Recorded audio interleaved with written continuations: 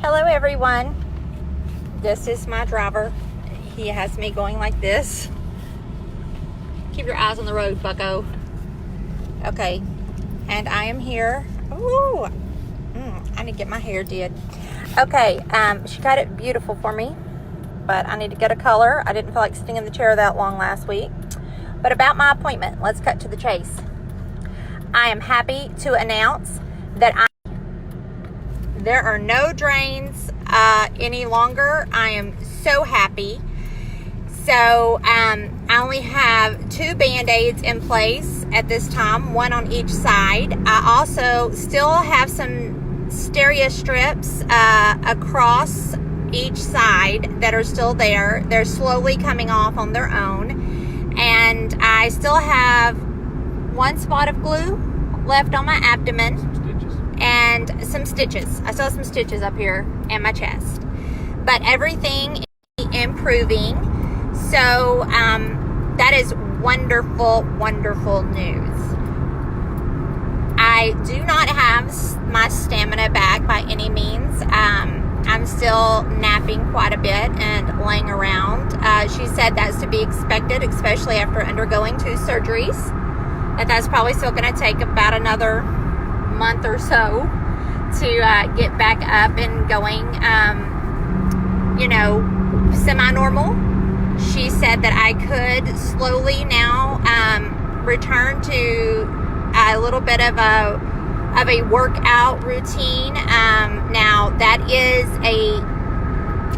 when I say a workout routine, let me clarify that is going to be some walking on the treadmill and some arm exercises, which are in my textbook. They actually gave me a breast cancer textbook when I was diagnosed and went to the surgeon. And I will start doing my breast recovery exercises so that is going to be happening now in my life. So I'm really excited about that. So those things are going to be happening, and it's just going to now be a slow process of regaining.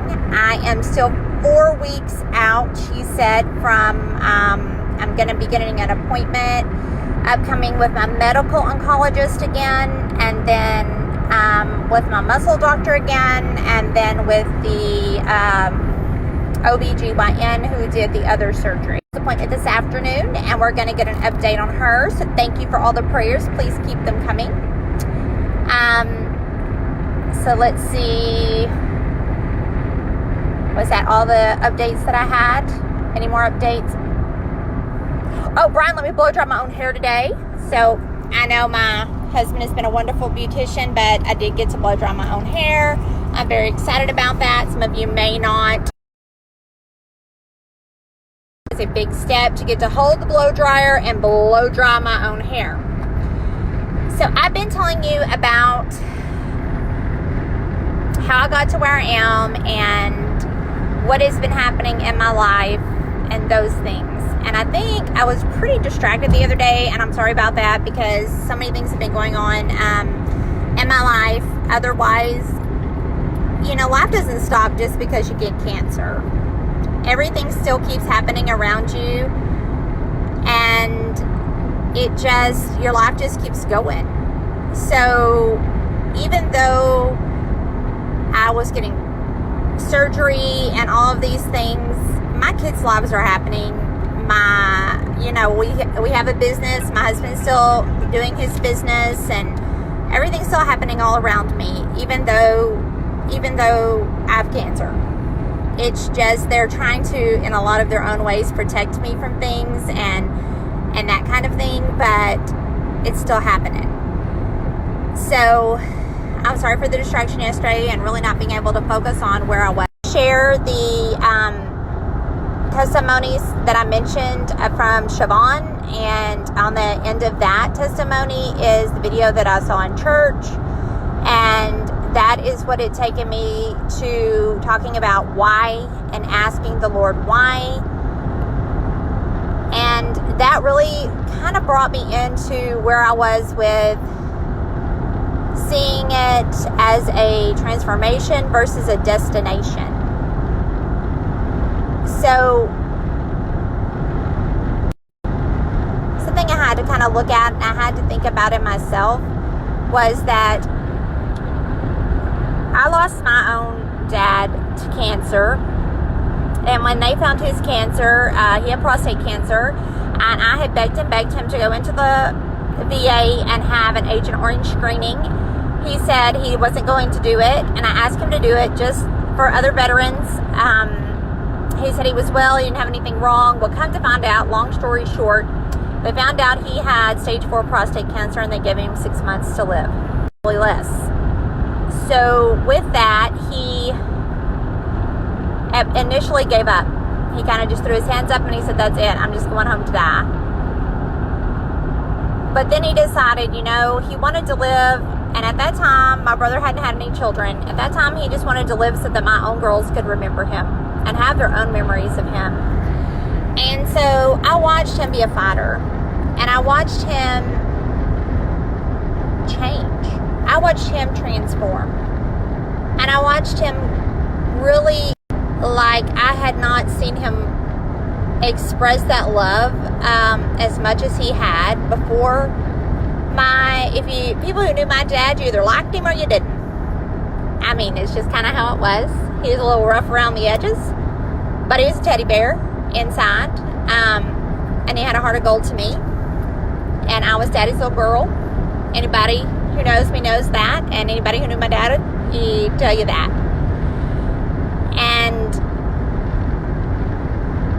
he instilled in me a lot of things whenever he was sick, and the importance of family, the importance of showing my love, all of these things. And he also instilled in me the importance of my faith. Now, that wasn't always a priority to him, but in the end, it became much more of a priority, and he instilled that in me. And I had it, and I put it in my heart, and I clung to that a little bit, but maybe not as much as I thought I had. And so when my going got tough, really hard, and I just wanted to be, and I still want to be, the kind of person who, strong isn't the word that I want to use. I want to be the kind of person, I guess, for my girls that my dad was for me. I want to be the pillar, and I want to be someone that they can go to and confide in, and will give them good, and yet isn't down in the mouth all the time. You know, life is hard enough, and if I always look at my glass as half empty, it's always going to be half empty. So after I was able to get off of the couch of my depression, and I quit eating my depression bonbons, which I did, and I'm not saying that it's easy, and I'm not saying everybody can do that, because it did take me help from a doctor, and it did take me some medication, and it did take me support from my family. I ain't gonna lie about it, you know, but I was able to overcome that with the grace of God and with His help, and with all that help I just named. And then I decided, you know, it's also something I have to make a decision about every day. It's something that I have to be optimistic. I have to look at the bright side. And even in the darkest times, I have to, for my own sanity and for myself, look for something good. So even when I was going in for the surgery that morning, I think Brian posted a video of us dancing down the hall. That was real. That wasn't a show. That wasn't something I said, okay, well, Daddy's fixing to record, let's just act like we're happy this morning. No, we were happy that morning. We were cutting up in the Airbnb before we left. We were giggling. We had a family prayer time before we left, and we're just being kooky and having a good time, because, you know, life is short, and I want those memories to be precious. I don't want the memories to be gloomy. And when I remember that when I went into surgery, ooh, this truck, he wants to almost share our lane with us. See this truck right here? But I remember when I went into surgery, it was happy. My doctors had come by, everybody had hugged me, everything, and they wheeled me back, and I had a really nice transporter, and he carried me back, and I went in, and I looked at this really pretty lady who was doing my anesthesia, and she says, okay, you're going to start to feel effects of the medication in just a few. Well, the next thing I know, I was in recovery, and the nurse was saying, Miss Payne, are you hurting? Are you feeling okay? And I remember telling her my pain was at a 9. And then the next thing I know, she says, Miss Payne, how are you feeling? And she said, well, I gave you 1 dose, but I'll give you a second. And so she gave me some more medicine. And then the next time she said, Miss Payne, I said, I don't have any pain. Well, of course not. After two doses of Dilaudid, I was feeling pretty good. But then I remember that when I was waking up, I could see double. Now, that's a kind of a side effect of, you would think, Dilaudid, but it's a side effect of my muscles. And this time, however, I didn't have any trouble breathing. And last time when I had been underneath anesthesia, I woke up and I could not breathe on my own, and all lumps. But I was seeing double. And some things are okay to see double with, but some things you might not want to see double with. But I remember I asked for my glasses. I said, can I have my glasses? Because if I could have my glasses, I think it might help. So they sent out word for my glasses. And Brian said when he got that word, he knew that if I was asking for my glasses, I was all right. So that gave him peace. And little did I know that would give him peace. But laying there, I remember I put my hand on my chest because I just had to feel flat chest, because I had to feel, honestly, is this real? Is it real? Did this just really happen to me? It seemed so fast to me. And it was. And the drains were there. And I was sore. But then all of a sudden, I could hear a lady screaming. And poor thing, I felt such despair for her. Because in the recovery room, the last thing she remembered was sitting in her car on her way to work. And then she wakes up in the recovery room. And them explaining to her how she got there. And she had been in a horrible car accident and had to come in and have major surgery. And woke up with one of those halo things on her head from a spinal injury. And I remember dozing in and out. And I remember waking up one time and they had brought her husband back to provide her some comfort, because she was that had happened to her that day. And I remember that I spent my time in recovery praying for her, because I felt so bad for her, and I was just praying for peace for this poor lady. And then in my mind, I heard them assign her. They said, I didn't know it was her. I just heard them say, she's going to ICU bed 5. And I thought, I'm going to ICU bed 5. And I remember I started checking. I started doing all these system checks. I don't know if anybody else does system checks, but I'm like, on my heart's beating. I'm looking around. I can see. I'm only seeing one set now. And the nurse says, honey, are you all right? And I said, yeah, I'm okay. And I asked her, I said, am I okay? And she's like, yes, you're fine. And then I kind of see them. I look over there at her, and then I see that they're moving her, and I realize, okay, I'm not going to ICU bed 5. Okay, let me just get a deep breath. So then I hear them saying, no, that I'm going to room 8002 or 3 or something. And I'm like, oh, okay, my system checks are good. And I remember praying for her, and I prayed for that lady off and on, because I just have thought about her, and what a terrible thing to wake up in that kind of situation. And how blessed was I, in everything that I've been through. I have known. I mean, the cancer diagnosis itself was a surprise, but I've known. I've not had anything like that.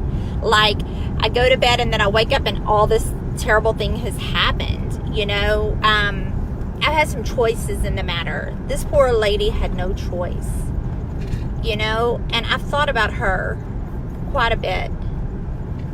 And so even though my situation for me was bad, the Lord showed me her situation, and it just really made me think about that, even as I lay there in recovery.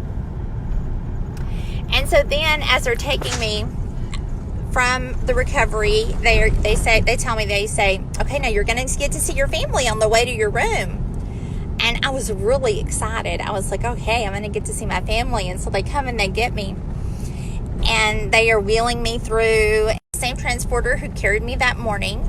And those of you who may know our pastor, Mike McReynolds, so some of you are going to giggle now. The people who were in the waiting room waiting for me were Brian and our 3 daughters. I call her Mama Emma, Emma Cruz, my Emma's mother-in-law, my son-in-law's mom, Chris Cruz's mom, and then sir. And let me say, he's not all that much older than us. And so I said, yeah, that's my dad. I said, but that lady he's with, she's not my mom. And the transporter just starts laughing. So I've been calling him Dad ever since then. And I told him, I said, he must be really old, you know, because, you know, I'm just saying, you know, but I have grown kids now. So that means that although his grandkids are little, my children are grown. So he says he doesn't even want to think about that. But they carried me past there, and I got to see them for just a moment, and they carried me on to my room. And I want to talk about that because that in itself was a little bit of a challenge. Once I arrived to my room, it was a little bit of an obstacle. And I'm going to talk about my time in the hospital a little bit because emotions were raw and things were just a little different, and how that was for me. But the news today was great, and I'm drain free. So praise be to God. Thank you everybody for watching, and I will talk to y'all again tomorrow.